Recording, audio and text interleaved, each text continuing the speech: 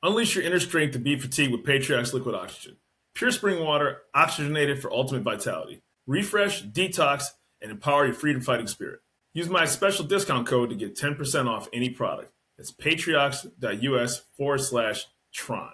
Boost your immune system with Patriox as well. The oxygenated water designed for resilience and vitality in every sip. The Randomness of Nothing podcast listeners, this is your host, Rashad Woods. It's always an honor and a pleasure to talk to people who are accomplished. And this guest actually reached out to me, which I still have to pinch myself about because that's not supposed to happen with as much as she's accomplished.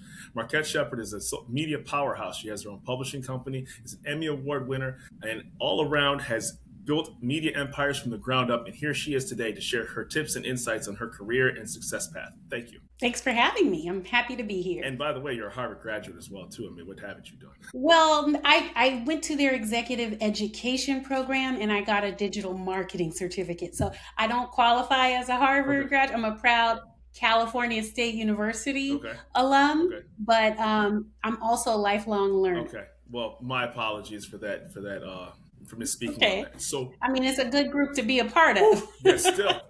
That being said, please tell a little bit about your background, please, because you have a lot of accomplishments behind your name. Well, thank you so much. I'm flattered. Well, I started out as just a girl with a dream of storytelling. Grew up in Los Angeles, California, and I used to do little news reports on the front lawn. And one time I got my dad to hold our home video camera, and I had a little microphone from a Christmas present I got, and I just started doing news reports. Yeah. And from there, I never really let go of the idea of, wow, television is so powerful. Yeah. I have something to say always. You know, I was the kid that had the teacher's note that said talks too much. This guy. And, you know, it was like a bad thing when I was growing up. Yeah. But now everybody with a podcast and an Instagram or a TikTok talks too much. We're that group of people. We grew up to have a platform. Yes, went to Cal State University, Dominguez Hills undergrad. Beautiful. Moved to Washington, D.C. about 2 weeks after I earned my bachelor's, and stayed and worked at BET.com when it was based in Washington, D.C. Amazing. A bunch of other media outlets. I did radio for the NPR affiliate in Washington. I was a movie news reporter based in New York for AMC Theaters. Their digital platform does movie interviews and reviews. And then I got into morning show hosting. And I'm most known for hosting a morning show on the CBS affiliate in Washington, D.C. and had a lot of fun with that and realized that there's power in holding the mic. But the real power is with the people you never see and hear. It's with the executives who own the media platforms. Beautiful. And I decided that I wanted to be a leader in that space. So I launched a women's health and wellness platform called Glowstream TV. I saw that. Where, it's a great platform. It's been around for 5 years now, where I interview the world's leading experts on everything from health, wellness. I interview authors. It has several podcasts as a part of the platform. And it's all about helping people who I call Glowgetters, right? You want to glow up. You want to live your best life. Right. You're tired of people telling you who they think you are. You want the world to accept who you are as you show up to them. Absolutely. And this platform is for them. You know, what's so wonderful about that is that I think that the democratization of the process, I probably butchered that, but the democratization of being able to be part of the media without the traditional background, you know, when you talked about you can be TikTok, you can be YouTube, you know, and then ultimately, if you're willing to stick through it, your qualities will really show. So I think the fact that now you have this era, you know, post 2018-ish, where people feel more comfortable saying, hey, I think I can do this and be successful at it. And when you said behind the scenes, that also gives you a chance to tell stories that otherwise wouldn't have been told. People who are successful or have something to get out that can bypass the walls that were in front of them previously to talk to somebody like yourself and get a platform and really share their stories out, which is amazing. Yeah. And I mean, really, the old school traditional media model is as a young journalist or someone who would like to be a professional storyteller. Maybe you want to be a producer, not on camera, but behind the scenes, writing the stories and picking the people to interview. You have to go and interview. And, it's like going to the Wizard of Oz, and there's a man Mhm. behind a desk Mhm. who says yes or no. Mhm. Yes or no, you can have the privilege of telling stories. And usually that person Mhm. behind the desk isn't really reflective of a majority of the Right. people. And so media is Yes. democratized now. Yes. And the more trained journalists who are going out there and starting their own platforms, I feel like the more diverse storytelling that you can get, Right. more authentic storytelling. Right. You have people like Joy Reid, Yeah. Jamel Right. Hill, Don Lemon, Right. Carrie Champion. Right. The list goes on and on of people. They have reached the pinnacle of their careers at national media, cable networks, and they have returned to entrepreneurship. Right. Correct. And there's a reason for that. And I am a working journalist. I work 9 to 5, and I don't run and operate Glowstream TV anymore Right. because I work full time, but it's still in my family. Yeah.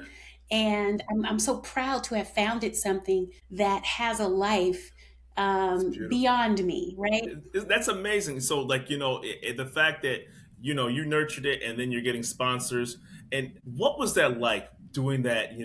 The real work, when you say behind the scenes, the real work comes when nobody's looking, right? Everybody sees, like, somebody with makeup and headset on, and oh, this is beautiful. It's part of my morning commute, but they're not really thinking about the work behind the scenes and the script writing and the preparation that's involved with it. I mean, I do a podcast, right? And I'm by myself, and I'm like, it's a lot of work that people don't seem to really understand what this really entails until you actually start doing it. And can you describe that process when you're building the company off the ground and you're by yourself and you're trying to navigate life at the same time? Absolutely, it was incredibly frightening. Yeah. I was launching Glowstream TV right at the end of my 4th year at the CBS affiliate in Washington, and I've told this story before. It's no secret, Okay. And I wanted to be a leader. I wanted my own show. After 4 years, I had 7 different co-hosts rotate in and out. They kept firing people but keeping me, so I was the hard working steady Yeah. of that show that I was hosting. And then finally at the end of the 4th year, they were just kind of like, well, we kind of like you, but we kind of don't. So, Here's a contract, yes. but Yeah. if you find something better, we're not going to hold you back. Well. And Wow. I was like, okay, thank you. No, Of thank course. you. I got on the phone. I registered my website. I hosted a launch party Yeah. before I even launched my. I invited all my girlfriends and Yeah. media contacts Yeah. Yeah. to a launch party. I got Netflix to sponsor it Wow. because yeah, and it's on. It was called Amy Poehler and Maya Rudolph came out with a chick flick, a girls trip movie Yeah. called Wine Country or Mm-hmm. something. And they were looking to publicize it, and so the marketing company reached out to me. They were like, Marquette, can you market this movie on your show? And I was like, well, I quit my job, but I got this thing that I'm starting. Yeah. Yeah. And they were like, Marquette, we like you Yes. because Yes. you're the type of woman that we want to watch this show. So tell your followers about this movie. Wonderful. They paid for the launch party. That's amazing. I got a videographer there. It was crazy. And I thought, me with my little 3,000 followers, like, that's valuable? Yeah. Yeah. Huh. Yeah. Isn't it? And so what's funny is that I don't want to deviate too much just off of topic of you because it's about you. But when you actually start putting your hat, so to speak, in the arena, sometimes you don't know who could be watching. Now you had a platform, right, and you have done wonderful things. Here I am interviewing you, and I'm just a guy, outside of Detroit trying to figure out this, navigating these waters, and I'm like. I seriously, when I got your email, I had to do a double take because I'm like, nah, this ain't for real. Like this is, and then I read it again, and I'm like, no, this is serious. So to your point, the biggest fear is not trying. Like, get over not trying, get over not putting your hat in the arena. You're like you said, you got that confirmation from them that it was like, yeah, it's time for me to move on. And sometimes being scared means you have to just move forward anyway because Well, I wasn't even, it wasn't even scared. It was like, a little bit like delusional, like I'm going to make it with no experience as an entrepreneur. And then it was also like, here I am, I'm a Black woman in America. Yeah. I have to do what I have to Yeah. do. And Yeah. I know as a Black woman in America, you cannot always depend on a system. Right. And so from that launch party with no website, I think I got the logo made and I put it on an iPad and I stuck it like on a iPad stand in the party. Yeah. And I was like, See if it works. but then, right, from there, I just put the word out. I'm starting my own digital platform. But I do want to say for entrepreneurial spirits out there, I also made a very critical phone call right after that really negative meeting with the top brass at my so-called glamorous job at the CBS local affiliate. I called one of my show's sponsors. Oh, wow. And I said, and I had done segments with them. They were talking about they were making millions of dollars based on being on my show. So I called them. I said, hey, I went to your job section of your website. I see you have a VP of marketing. I don't have any experience in marketing, but I know how to tell a story. And I can tell stories to your customers and potential customers to convert them into people applying for mortgages and car loans and personal loans. Will you consider me? Because I knew as a working mother and a Black woman, I was going to need a steady stream of income to support my dream. And where I was at, that wasn't it. And so they called me in and they were like, what is your experience with the CMS or Salesforce and blah, blah. And I was completely honest. I said, I have no experience with what was it? CMS. Oh, yeah, the customer management tools and things like that. Yeah, retention. Right. So I was CRM. Like, relationship. Yeah, I was like Bubba Gump. I was like, I have no idea, but I know how to talk to people, and they trust me, and they's gonna buy your mortgages. I walked out of there. I said, let me do what I do and give me a budget to hire the experts to do all that other stuff. I walked out there making more money with a job offer, making more money than I've ever made in my life, laughing all the way away from that toxic TV job. That's, and so all it takes is, what? If you were to look at the qualifications, you could have talked yourself out of that. Like, but it was like, listen, I can freestyle this, so to speak. You give me the right connections. I have enough media savvy and I have enough business acumen that I can figure out the rest. You tell me who to talk to and I can work around this. I don't need to know the technical, know-how of something that I'm never going to utilize, but I can put the person there that knows how to do that. That I can funnel the right information to them to get you the revenue that you're seeking. That's really what it boils down to, right? Yeah, and I'm a true believer in, God doesn't call the qualified. God qualifies the called. So I stepped out of a comfort zone, right? Give you a chance to react. Yeah, that was deep. God doesn't call the qualified. He qualifies the called. That's deep.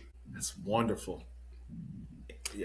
Yeah. So if God wanted me to stay in my little cushy TV morning show job, then he would have kept me there comfortably. Yeah. But I stepped out. I rocked it at that marketing job and moved on during the pandemic, like everybody did, to taking care of my kindergartner who was in virtual school. My husband was trying to figure out how to do his job. Mm-hmm. And then, but when I moved on from that job, I still had Glowstream TV. Yeah. The website had launched. And I still had this thing that I was working on. And through word of mouth, someone called me and said, the Embassy of Angola is hosting this event and they need someone like you. Wow. And again, it was like God qualifying the call. I said, well, what do they need you to do? What do they need me to do? And they were like, well, it's the 400th anniversary of the first Angolans coming to the US. They're going to have this party at the Smithsonian National Museum of African History. Beautiful museum. One of my favorite museums ever. I still haven't been there. And so I go to the meeting and the ambassador and all of the attaches are there. Look, I've never, ever had a meeting at an embassy before. And there's all these people sitting around a table. They're serving tea in China. So they're serving you tea in those beautiful cups and almost like, you're like at an exquisite dinner, but it's just like Tuesday at the Embassy of Angola. And they're going around and they're like, and Marquette Shepard is here from Glowstream TV, and she's going to help us do our media, marketing, PR, and she's hosting the event. And that's when I found out what my job Right. So was you're for like, them. okay. Well, since you said that, I guess I got to figure it out on the spot right now, right?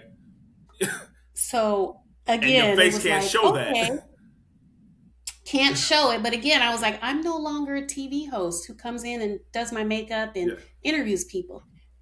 I wrote the press release for that, but I based it on, as a journalist, what makes me answer the call from a publicist. Right. Okay, let me put this in here. Let me put that in there.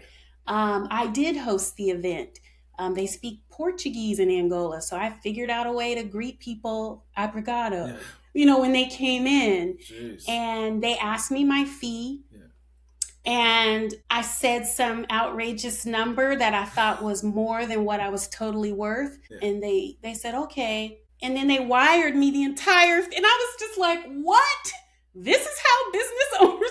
And so it was like I was with Prince Hakeem, from Zamunda. It was like no budget with these people. I've ever had, I've done over 100 some odd episodes, 140 some. I've never had a Coming to America reference on a single episode. Yeah.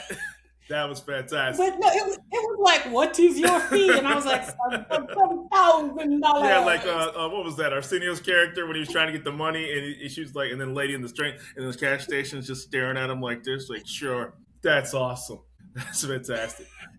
And so it's that experience helped me to believe in myself. And those are the things that you aren't taught. If there's nothing that you can, and I'm not disrespecting college, but there's nothing in college that's going to sit back and prepare you for that moment. There's nothing a classroom is not going to prepare you how to navigate that. It's your experience, it's your business acumen, and it's your self-belief that you can actually ask for that fee, that you are worth that fee, that you can navigate being put on the spot on something you weren't quote unquote prepared for, but you were called for, and you were more than qualified, and your talent spoke to it, that you navigated that all at once. Because to be honest with you, that could have turned into the horror story of your life. If you were like,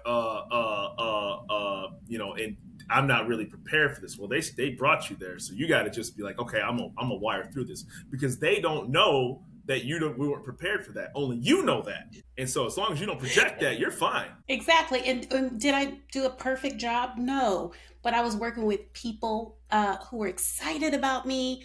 Here they are, usually with ambassadors. They have 2 and 3 year tours, and then they move on to the next country. So here they are, this whole embassy is full of African people, and they're excited about me as their African-American liaison to media. And did I understand everything? No, but they were forgiving as managers, or my clients, I should say, unlike the corporate experience I was having. And we had a fabulous event, and the cherry on top was the station that I left sent their top news anchor to cover that event. And you're like, oh, by the way, I'm here. That was my event, and it was so significant. Oh, man. The woman who sits behind the evening news desk came on site and covered that event. And my thing.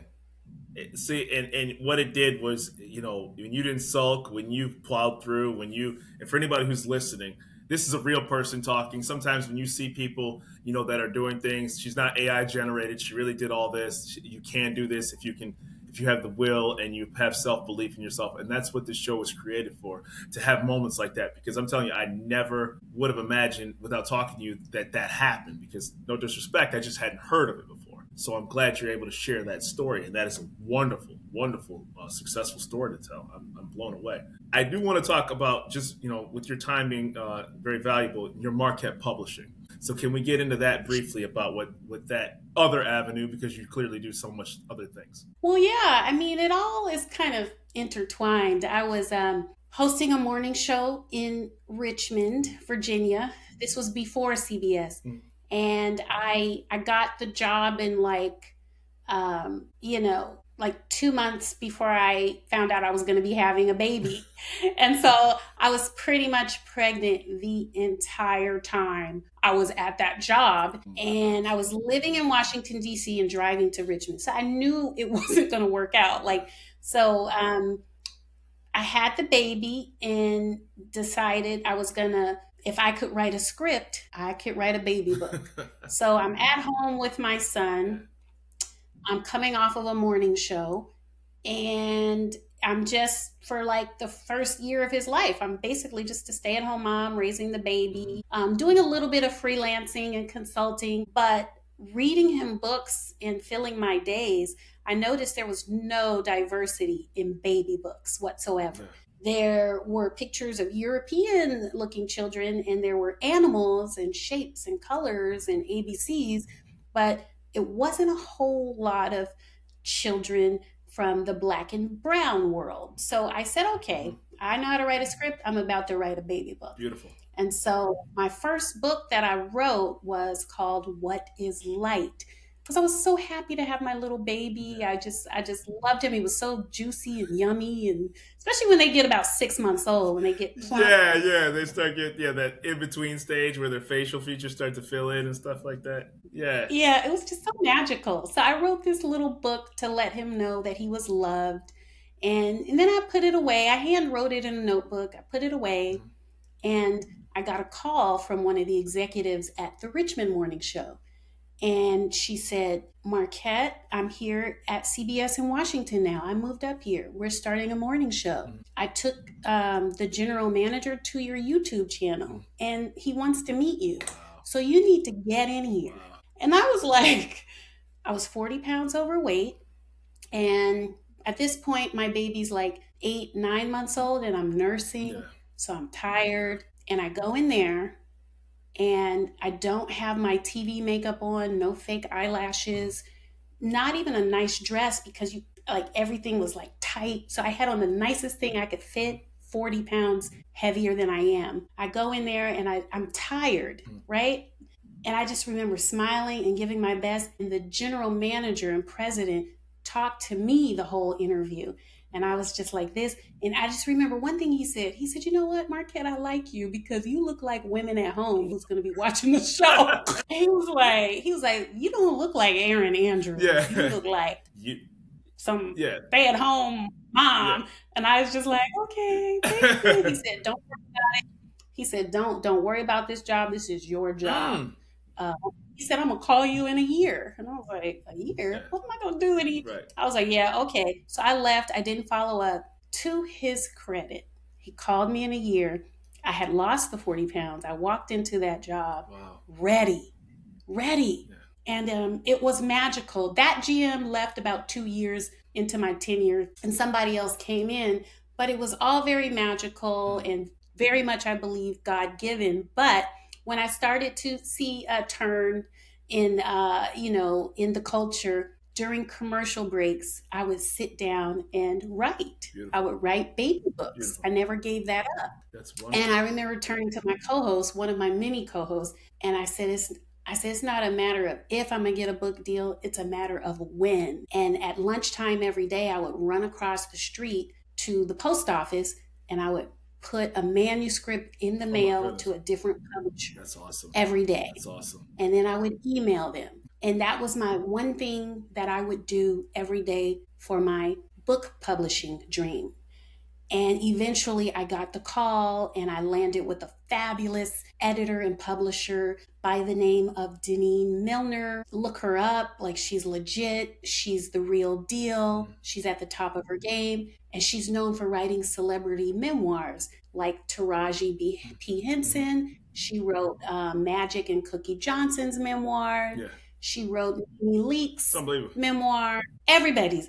But she was changing her career to focus on children's books. So I was one of her first Beautiful. writers. And again, I didn't have the qualifications as a children's book You have the writer, will. but I said I am on one of the top TV stations in Washington, D.C., in one of the top TV markets in the country. And if you sign me as your children's book author, I will bring that audience with me, and they will buy my book. Yeah. So I'm just using what I have Yes. to sell them. And they gave me a book deal, and that book went number one on Amazon in pre sales before it was even released to the public. It was number one, and that's on my Instagram. I took a Yeah. screenshot. Yeah, and like I said, I know that you have time is valuable, and I just want to say, for people who think that there's not an audience to be served, look no further than sinners, right? So, what you think may not be a successful, this doesn't have an audience, so to speak. Look, I'm a child of Blade, right, from 1998. Sinners does really well, last year and has 13 Oscar nominations. You rocketed to the top of the charts. So, for those who think that there's not an audience, I would challenge people to say there could be people starving for that are really eager to it that you may not know, right? So that's the point, and that's why I'm glad you shared your story. Is where can people find you? Obviously, you don't need me. You're very successful. For the purpose of this show, for the audience, where can people find Marquette Shepard? Well, you can always find me online at marquetteshepard.com. And I do want to say, I do need you. There's always a new audience to Thank be you. discovered. Thank you. And the only way that I've been able to get anywhere in life was through communing Yeah. with other people. And some people call it fellowshipping. But I have a brand new book out. This is under my own imprint for the first time. I went on to do 3 books with that editor, Deneen, through Simon and Schuster. Wonderful. And now I'm once again activating my entrepreneurial spirit for a book that's very near and dear to my heart. It's called Grandma D's Pineapple Upside Down Cake. Beautiful. It's dedicated to time that I spent as a young girl baking in the kitchen with my grandmother, Right. Grandma D. Beautiful. And this book has a recipe inspired by Grandma D. It has her story about how she grew up in the South, moved north during the Great Migration, Yes.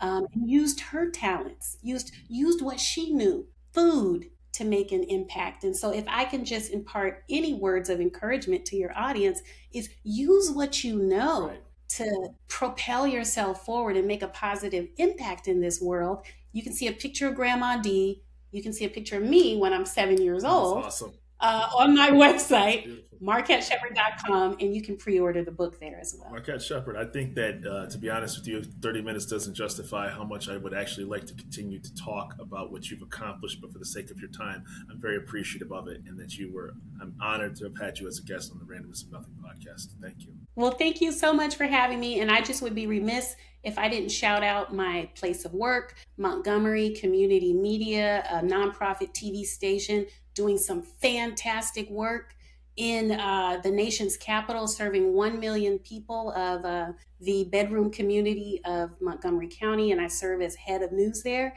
And I love that I work with a TV family who supports me in all that I am. Wonderful. As a human being. So shout out to Montgomery County Media. And it's an absolute honor and a pleasure. And I can't thank you enough. And it has been a wonderful episode. I'm looking forward to this airing. And thank you very much for your time, Marquette Shepard. Thanks, Rashad. Anytime. That was fun.